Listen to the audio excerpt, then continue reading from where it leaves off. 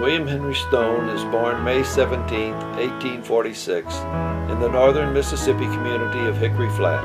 It is located in Marshall County, near the larger town of Holly Springs. His father is Kentucky-born Jeremiah Stone. His mother, whose maiden name was Susan Howard, was born in Alabama. By the time William is 4 years of age, he is living in Tippah County, Mississippi, which is adjacent to Marshall County. His father, Jeremiah, is a grocer. His Uncle John, also a grocer, lives with them. There is also a lady named Frances Brown living with them, who may have been his grandmother. When William is 14 years of age, he is living back in Marshall County. His father, Jeremiah, is now a farmer. William's Uncle John and Frances Brown are no longer living with them. In 4 years, his life is about to take a big turn. In 1864, at 18 years of age, William joins Company K of the 1st Mississippi Light Artillery Regiment of the Confederate Army. The regiment was organized during the late summer of 1862 with 11 companies. The 1st Regiment's various companies serve as both light and heavy artillery. Company K, William's company, is assigned to the Department of Alabama, Mississippi, and East Louisiana. When he joins the Army, the war was not going well for the South. By April 1865, his company has made its way to Fort Blakely in southern Alabama. Their task is to help in the protection of Mobile, Alabama, which is under attack by the Union forces. The Confederate line at Fort Blakely is established, with William's Company K being placed in a defensive position on the left flank. The first attack by Union forces is on April 2, 1865, and it is repelled. After nearby Spanish Fort falls on April 8, the Union troops are reinforced, and they attack simultaneously the 3 miles of Blakely breastworks at 5:30 in the afternoon of April 9th. A Union regiment of black soldiers attack William's unit on the left flank. The strength of the 16,000 Union soldiers overpowers Blakely's mere 4,000 soldiers. With superior numbers, the Union soldiers prevail, and on April 9th, the Confederates at Fort Blakely are forced to surrender. A Union soldier writes home recounting the Battle of Fort Blakely. No doubt, ere this reaches you, you will have received from the daily papers the news of the capture of Fort Blakely and Spanish Fort, together with the extensive line of breastworks and rifle pits connecting them and the minor forts. Knowing you're anxious on my account, I hasten to inform you of my safety. I passed through it without a scratch. Soon our regiment was ordered into line, and glancing to the right and left, I found the other regiments of our brigade forming in line of battle. I knew the charge was going to be made and was prepared with 40 rounds of ammunition and a canteen of water. We marched left in front of the trenches, heading to our advanced line of rifle pits, when we formed in line of battle fronting the rebels. The 34th Iowa was on our right, and the 83rd Ohio deployed in front of our brigade as skirmishers. I will state here that the detail had been sent out the evening before to what we call the gopher holes, which are places dug in the ground large enough to hold 2 or 3 men comfortably. These holes were within about 200 yards of the rebel works and were dug after night. In them we placed sharpshooters who crawled to them under the cover of darkness. It was the business of the men in the gopher holes to pick off all rebels who showed their heads above the works. Johnny had been in one of these holes since the night before, and when the charge was sounded, he with the other sharpshooters advanced with the skirmish line. The skirmish line had not advanced more than 50 yards when the rebels opened on them with grape and canister, showering it over and around them as thick as hail.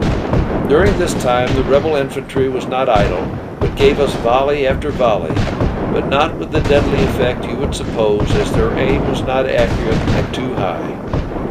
When our skirmishers were within about 100 yards of the rebel works, they left their outer line of rifle pits and ran for the fort like scattered sheep. When the rebels began to scale their wall, it was only by repeat commands and threats from the officers that the men could be restrained from rushing to the charge without orders. At last they could no longer be held in check, but rushed to the charge amid the iron storm and leaden hail to participate in the glorious victory which we knew waited us.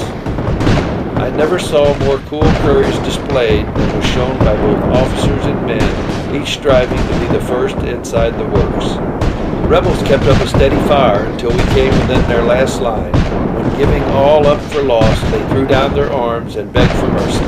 The whole line charged from left to right, the colored division being on the right. Boys that saw them charge say there could have been no more courage displayed than was shown by the colored troops. The rebels made a desperate resistance, but could not stand against the overwhelming numbers and cool and determined soldiers. As soon as the rebels found there was no longer use in resistance, they fled to our part of the line for protection. Others less fortunate were bayoneted or shot. Some few prisoners were taken, but not many. The charge was ordered at about 6 o'clock in the evening. In less than an hour, we were in the rebel works. Some 3,400 Confederate soldiers are taken as prisoners of war to Ship Island, off the coast of southern Mississippi. 250 Confederate soldiers die in the battle, and some 200 escape via the waterways surrounding Fort Blakely. Harper's Weekly of May 27, 1865, reporting on the Battle of Blakely, states, "Probably the last charge of this war, it was as gallant as any on record." It has long been accepted by the news media and general public that the American Civil War ended on April 9, 1865, with the surrender of General Robert E. Lee's Army of Northern Virginia to General Ulysses S. Grant. Civil War research has shown that the Battle of Blakely was the last major battle of the Civil War, occurring 6 hours after Lee surrendered at Appomattox. The 3,400 prisoners, including William, are taken to Ship Island off the Mississippi coast near Gulfport.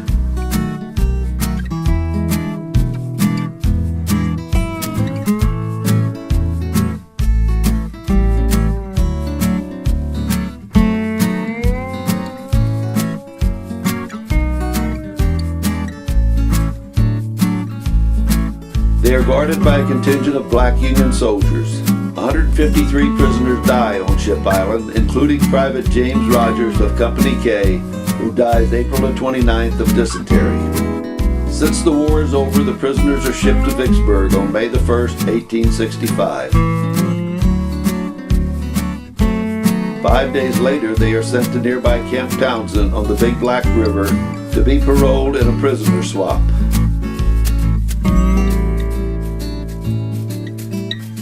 William is then taken to the Mississippi coast and told to go home. He has trouble finding anything to eat. He stops at a farm and they give him something, but not much. He runs across a turnip patch and fills his pockets full. He says that the turnips are a lifesaver. After the war, William moves to Tishomingo County, Mississippi, and on December the 8th, 1869, he marries 16-year-old Sarah Elizabeth Benson. They are married by John Stone, minister of the gospel, with the consent of her father, H.C. Benson. Their first child, William Walter, is born on November the 4th, 1870. They go on to have 11 other children who survive and 4 who die in infancy.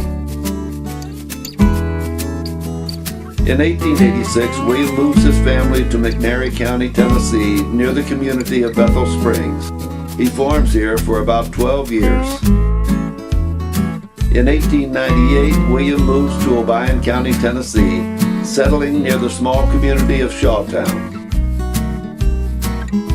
15 years later, on May 3, 1913, Sarah dies and is buried in Cobb's Chapel near Hornbeak, Tennessee. 3 years after the death of Sarah, William applies for his military pension. His record could not be found. If not for his POW record, he probably would not have received a pension. One of the questions on the pension application is, did you take the oath of allegiance to the United States? He writes, I did not. All through the Depression, he receives a pension of $49 a month. Everybody in the neighborhood borrows money off him. He walks his farm every day and mends fences. In 1921, at 75 years of age, he moves in with his son, H. Calvin Stone. A birthday party is held each year for William so that his large family can honor him. He always has the Christmas spirit, and every year he gives his daughters and daughters-in-law each a dress for Christmas. In his 80s, he gets his second eyesight and can read the papers without glasses. Arthur Calhoun says that the doctor prescribes a bottle of Old Granddad whiskey for William and tells him to have a toddy every day. Arthur says that he doesn't believe William ever had one toddy, and as a kid, he had one for him. Arthur's Aunt May tells William that he is doing what the doctor ordered, and he says no, he hasn't, as he can't stand the stuff. She just looks at him and says, somebody has. William said, not me. Arthur was too young, so he just keeps quiet. Later, the Leonidas Polk chapter of the United Daughters of the Confederacy in Union City, Tennessee, present William with the Cross of Honor at the Obion County Courthouse.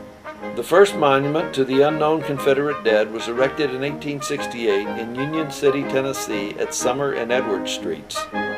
There are over 25 graves of Confederate soldiers buried in the small park there. All the soldiers buried there are unknown. In 1941, William is the last remaining veteran in Obion County of the war and is again honored by the monument for his role in the Battle of Fort Blakely. In this battle, the cannonballs were sizzling so fast that he wonders how anyone escaped with his life. He stated, "Invaders have no chance of getting on our continent, as Andrew Jackson proved in the Battle of New Orleans." He also stated that the U.S. could whip all the nations if they would come one at a time. At this time, he has been receiving a pension from the federal government for 25 years. William dies on July 4th, 1943, and is buried with Sarah Elizabeth at Cobb's Chapel near Hornbeak, Tennessee. This concludes the story of my great-grandfather, William Henry Stone.